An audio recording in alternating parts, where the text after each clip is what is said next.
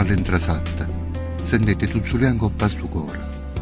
Ma chi sarà che viene a tuzzuliare proprio a quest'ora?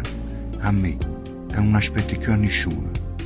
E allora ti mannaia. Chi è?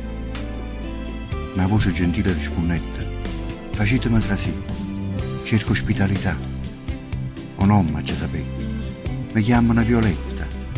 Subito spalancai la porta di sto cuore per far trasì sto ciore delicato, sto ciore appassionato. Appena essa trasetta, la porta si inserraia e non si rapette più per nessuno.